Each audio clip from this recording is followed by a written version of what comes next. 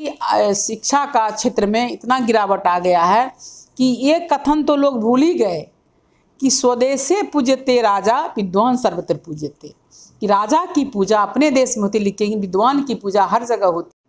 नमस्कार, आप देख रहे हैं न्यूज़ जंक्शन। आपके साथ मोहम्मद मिराज आलम। सब लोग पार्टी की प्रदेश अध्यक्ष रेणु कुशवाहा जी हमारे साथ है। खास बातचीत करेंगे और ये समझने की कोशिश करेंगे कि वर्तमान राजनीति कैसा चल रहा है। मैडम, बहुत शुक्रिया न्यूज़ जंक्शन पे समय देने के लिए। जी धन्यवाद। पहला आपसे सवाल है कि वर्तमान राजनीति को आप कैसे देखते हैं? देखिए, अभी तो हर चीज़ का स्तर गिर गया है और राजनीति का भी स्तर गिरा है। राजनीति में पहले जो राजनेताओं का चरित्र होता था, लोग अनुकरण करते थे, उनके चरण चिन्हों पर चलने का प्रयास करते थे, लेकिन अब वो स्थिति नहीं है और ना ही अब कार्यकर्ताओं को मान सम्मान मिलता है। हर चीज़ लगता है एक टाइप से जैसे बिकाऊ हो गया है, लेकिन ऐसा नहीं है कि 100% ऐसा है। लेकिन फिर भी राजनीति में भी और सेक्टर में भी अच्छे लोग अभी भी हैं जिससे ये दुनिया चल रहा है। एक चीज़ काफ़ी ट्रोल हो रहा है वर्तमान समय में, चुनाव से पहले जो विधायक जी अपने क्षेत्र जा रहे हैं तो अक्सर उस पर मतलब उसका अर्थी जुलूस निकाला जा रहा है, छींटाकशी हो रहा है। तो फिर ये क्या अचानक से ऐसा चुनाव से पहले, क्योंकि आप भी 3 बार एमएलए रह चुके हैं, तो पूछना थोड़ा सा। हाँ, मैं तो 3 बार रही, तो मेरा तो देखिए सबसे पहले तो मैं आई तो मतलब 15,000 से जीती, फिर दोबारा चुनाव होता है 7-8 महीने बाद, तो फिर मैं 25,000 से जीती, और फिर जब 5 साल के बाद जब चुनाव होता है तो मैं 50,000 से जीती। और लेकिन मुझे लगता है कि ऐसा हो रहा है कि जो कई टर्म अगर रह जाते हैं या जो हो, अब लगता है कुछ जैसे कि अब क्या परंपरा बन गई है कि लोग जैसे कोई कभी राजनीति में नहीं रहा, अचानक वो एमएलए बन जाते हैं, अचानक एमएलसी बन जाते हैं, अचानक राज्यसभा चले जाते हैं, तो उनको तो जनता से कोई लगाव रहता नहीं है, ना ही कार्यकर्ताओं से कोई लगाव रहता है, और ना ही वो क्षेत्र में घूमना या ज़मीन पर काम उतरना अपना ड्यूटी समझते हैं। तो शायद इसीलिए चुनाव के वक्त जो लोग वोट मांगने जाते हैं तो इस तरह जनता के द्वारा उनके साथ ऐसा व्यवहार किया जाता है। सब लोग पार्टी के प्रदेश अध्यक्ष हैं, इस बार चुनाव काफ़ी नज़दीक है, तो किस पार्टी से चुनाव लड़ेंगी और कहाँ किस सीट से आप चुनाव लड़ेंगे?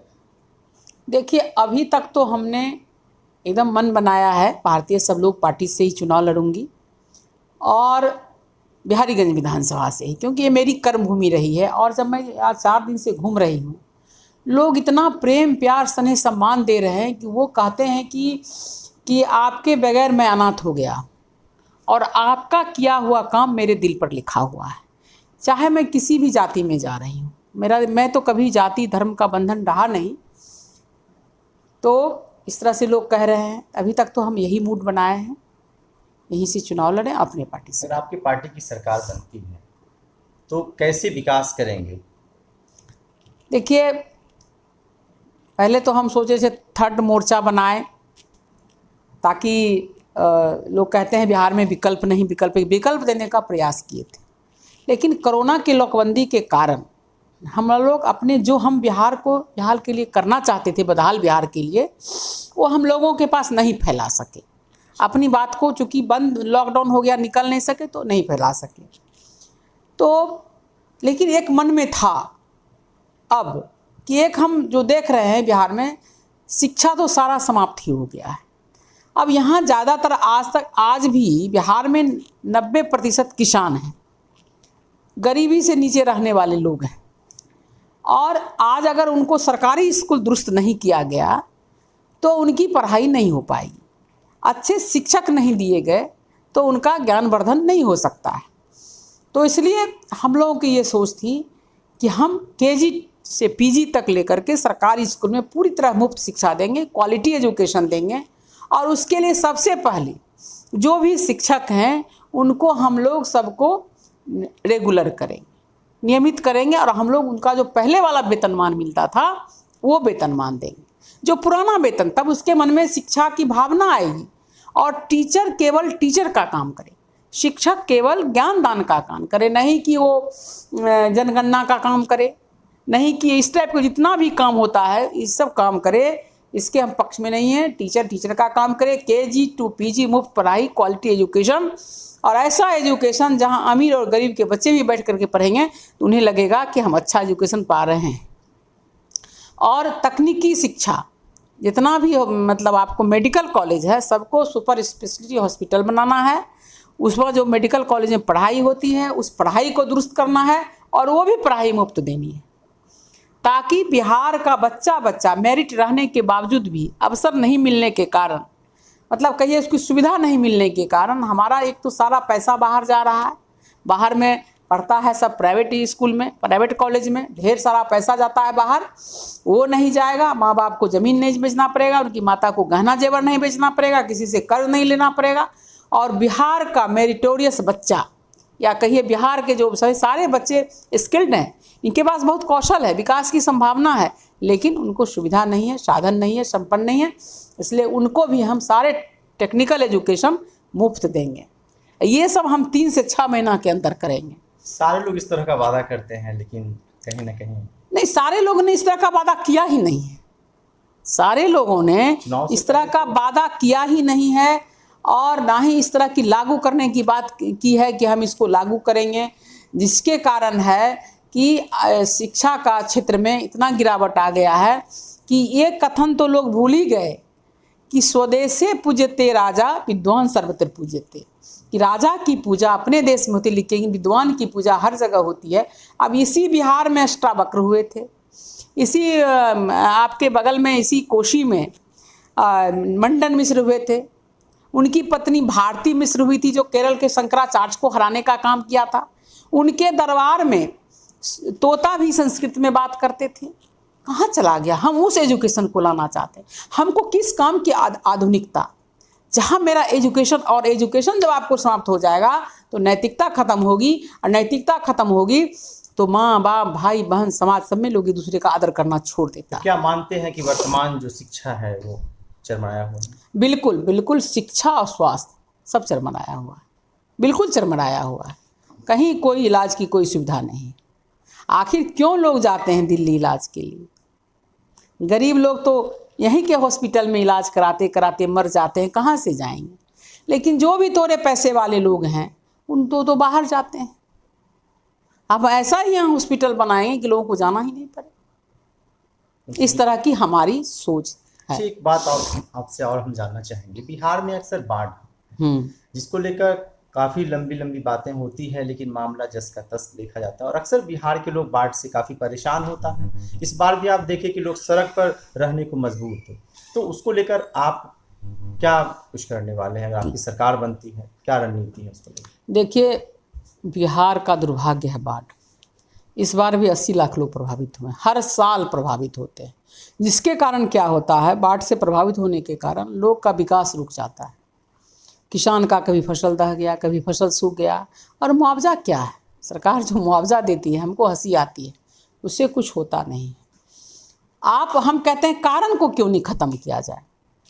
अभी बाढ़ पे हमको बहुत सारी किताब मिली है। एक IITian है दिनेश मिश्रा जी, रिटायर्ड प्रोफेसर, हाँ क्या है? और वो मतलब यूपी साइड के हैं, लेकिन बिहार में ही कहीं काम करते थे, और उनके पास बहुत सारी किताब भी वो लिखे हैं सारे, उसमें इतना बढ़िया संकलन है, और उसके निदान का उपाय भी बताएं।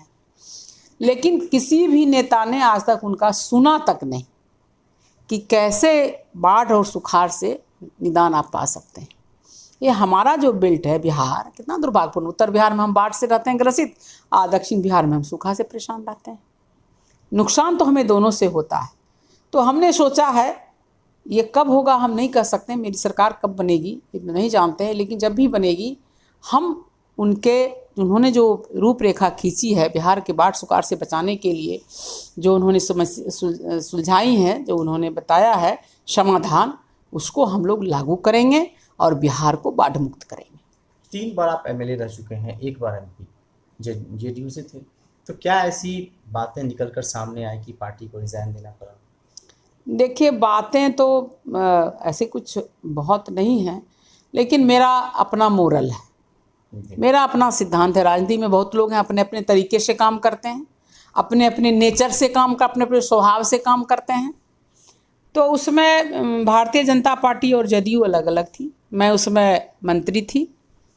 संजोग से भारतीय जनता पार्टी से मेरे पति को टिकट मिल गया एमपी का।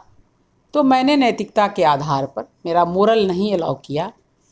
हालांकि ऐसे बहुत सारे अभी लोग हैं, पति अलग कहीं पत्नी अलग पार्टी में अपना लोग लड़ रहे हैं और राजनीति का सत्ता का स्वाचक्र है, लेकिन मेरा ऐसा नेचर नहीं है।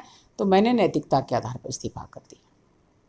तो आपको लगा कि मतलब मुझे लगा कि मैं मंत्री हूँ और मेरे पति मतलब भाजपा उसमें लड़ रहे थे विरोधी पार्टी से, तो मुझे लोग ये ना कहे कि चुप चोरी अपने पति को मदद कर रही हैं, मेरे ऊपर उंगली ना उठे, इसलिए हमने इस्तीफा कर दिया। नीतीश कुमार भाजपा में, हाँ, अभी तो फिर साथ हो गए, तो चलिए समय समय की बात होती है।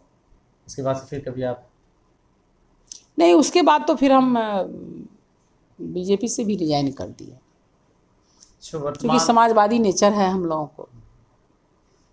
आप जिस इलाके से आती हैं तो वहाँ क्या मतलब अभी कुछ चल रहा है? चुनाव काफ़ी नज़दीक हैं और आप 3 दिवसीय दौरे पे बिहार के अलग अलग हिस्सों में जा रही है और इस वक्त मधेपुरा में है। देखिए, लोग तो पता नहीं, इस पंचवर्षीय में लोग बहुत दुखी हैं अपने विधायकों से, सांसदों से।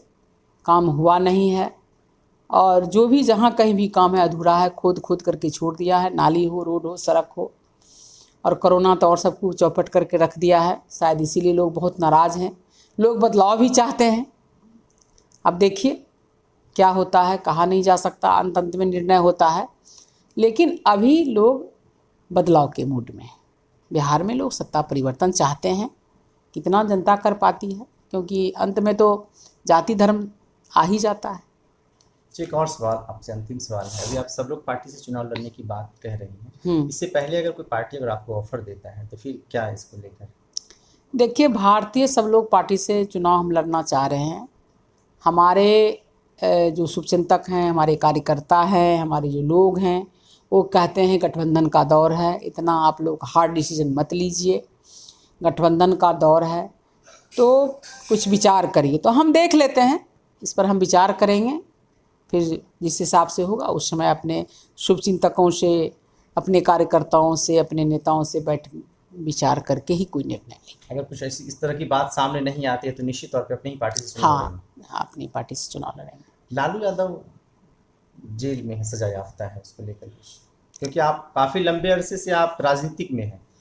देखिए, अभी तो लालू जी तो मुख्यमंत्री थे और कोई मुख्यमंत्री अपने सिग्नेचर से पैसा नहीं निकालता, कोई घोटाला नहीं करता है।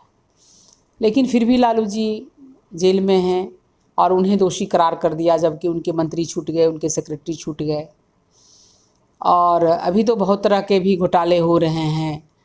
लेकिन बहुत लोग का केस माफ़ हो रहा है, छूट रहे हैं। तो ये बिहार का दुर्भाग्य है। ऐसे कद्दावर नेता पिछड़ों की आवाज़, गरीबों की आवाज़, दलितों की आवाज़, और इस तरह वो अपने बुढ़ापे में जेल का जीवन काट रहे हैं, तो अभी बहुत दुखद बात है। इनको बाहर होना चाहिए। स्वास्थ्य भी उनका बहुत ख़राब चल रहा है। जेल में बंद होने से क्या हो जाएगा, अभी तो कुछ होने वाला है नहीं। तो स्वास्थ्य भी उनकी खराब हो रही है। ऐसे देखिए कोर्ट क्या निर्णय। रघुवंश बाबू इस दुनिया से रघुवंश बाबू का जाना बहुत ही देश और बिहार के लिए बहुत ही दुर्भाग्यपूर्ण घटना है। कौन ऐसा आँख होगा जो उनके लिए नहीं छलका होगा? इतने ईमानदार, इतने चरित्रवान नेता। और सोचिए, मनरेगा जैसी योजना को लागू किए बिहार के गरीबों को रोजगार देने के लिए।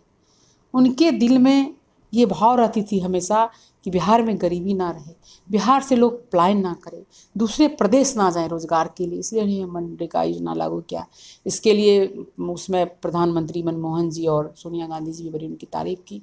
और ये इस तरह असमय उनका चले जाना बिहार के लिए बहुत दुर्भाग्यपूर्ण घटना है। हमारा बिहार ने एक बहुत, मैंने क्या कहें, कि ऐसा लाल को, मिट्टी के लाल को खोया है जिसकी कमी की कभी भरपाई नहीं हो सकती है। राजनीति में भरपाई नहीं हो सकती है। हम लोग जब सांसद थे तो एक साथ थे। हाँ, मतलब अब क्या बताएं, इतना अच्छा लगता था उनका देहातीपन, उनका सच्चापन, उनका सीधापन, उनका दो टूक बात करना। कभी आमने सामने? हाँ, आमने सामने बहुत बार मुलाकात हुई है, बहुत बार कुछ ऐसी यादें जो शेयर करना चाहिए? हाँ, मैंने यही सब बातचीत होती रहती थी, बिहार के लिए सोचते रहते थे। और एक ठेठ देहाती नेता, वो तो मतलब समझिए हम लोगों के प्रेरणा स्रोत। उनके जीवन से बहुत कुछ अगर ग्रहण कर ले तो शायद बिहार का भाग बदल जाए। लेकिन जाने से पहले एक चिट्ठी भी लिखे नीतीश कुमार के नाम, जिस चिट्ठी को लेकर आप काफ़ी सत्ता और सियासत में खलबली मची हुई है। देखिए चिट्ठी में भी अब पता नहीं, उसमें भी बहुत बातें हैं, अब क्या है नहीं है उतना तो हम तक नहीं जाएंगे, लेकिन उनके इस्तीफा को कभी राष्ट्रीय अध्यक्ष आरजेडी के लालू जी ने स्वीकार नहीं किया। हाँ, वो हृदय से भी बहुत अच्छे नेता थे, सारे दिन दुख सुख में लालू जी के साथ रहे, कभी ने स्वीकार नहीं किया। अब क्या करिएगा, राजनीति का मतलब ये विवाद है, लेकिन ऐसे अच्छे नेता सच्चे नेता पर विवाद नहीं होनी चाहिए, और उनके अधूरे कर्मों को पूरा करने का प्रयास ही सच्ची श्रद्धांजलि। सब लोगों के उनके अधूरे जो उन्होंने छोड़ के गया, जो बिहार के लिए सपना देखा, उनके उसको पूरा करना चाहिए, उसके लिए काम करना चाहिए, ना कि विवाद करना चाहिए, और यही सच्ची श्रद्धांजलि होगी। हम तो ईश्वर से प्रार्थना करते हैं कि उनकी आत्मा को शांति मिले, ईश्वर अपने श्री चरणों में स्थान दे, उनके परिवार को दुख सहने की शक्ति दे, और बिहार के नेता, बिहार के सरकार उनके अधूरे कर्मों को पूरा करने का प्रयास करें। बिहार में काफ़ी क्राइम का जो ग्राफ है,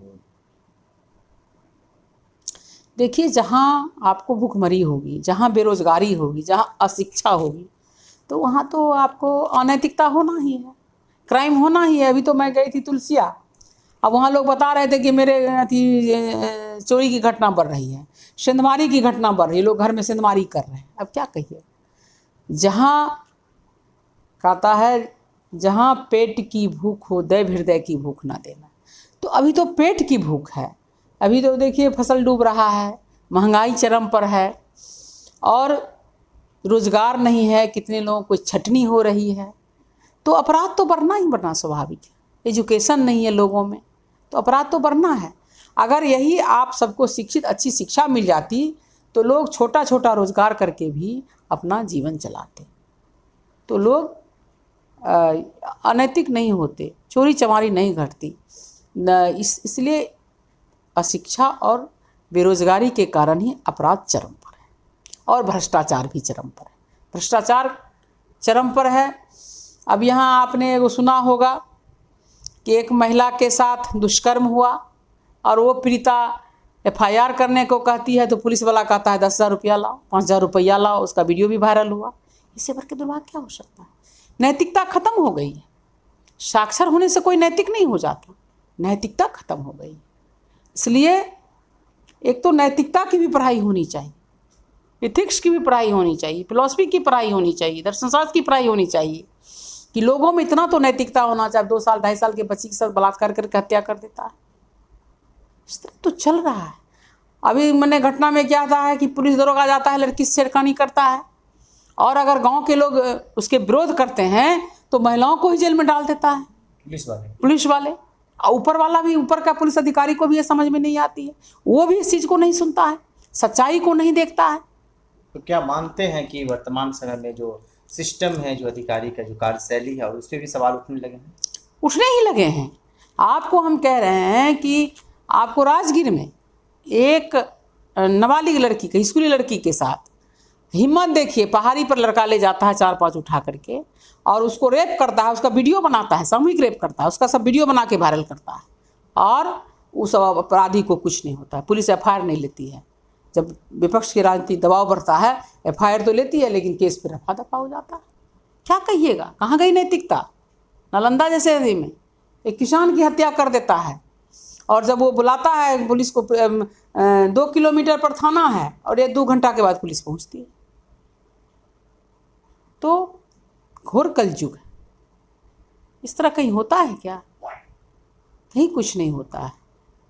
इसलिए परिवर्तन देखिए, जनता जो विद्रोह कर रही है, हमको लगता है जनता परिवर्तन चाह रही है, आखिर उसका भी सहने की सीमा है। इसीलिए ये सब घटनाएं बढ़ रही है लगातार। कानून व्यवस्था हाथ से निकल गया है। अब पुलिस के बड़े पदाधिकारी तक नहीं किसी का सुनते हैं। तो जहाँ यह अंधेर नगरी चौपट राजा वाला हाल है। अब सुशांत केस में लीजिए ना, 1 महीना तो उसका फादर भटका, FIR नहीं होता है, और जब डायरेक्ट लोग पैरवी करता है मुख्यमंत्री जी के पास, तो मुख्यमंत्री जी के आदेश से तब फिर FIR होता है। तो FIR लेना अगर वहाँ हत्या हुई, चूँकि यहाँ के थे तो इसलिए लोग FIR के लिए गया, तो 1 महीना तो घुमाया। तो अगर FIR लेना यहाँ गलत था तो मुख्यमंत्री जी कहने पर भी गलत होता। इसका मतलब है अब FIR लिए, इसका मतलब FIR लेना सही था, तब ना आप FIR लिए। FIR लेना सही था तो आप पहले क्यों नहीं लिए? जांच CBI कहा, CBI की जांच यहाँ के CM नहीं कर, अनुशंसा नहीं कर सकते हैं, जब दबाव पड़ा तो अनुशंसा भी कर दिए। तो इसीलिए बिना यहाँ राम दुआरे तुम रखवारे, होत ना आज्ञा बिनु पैसारे, ये हालत। चलिए, बहुत शुक्रिया कीमती समय देने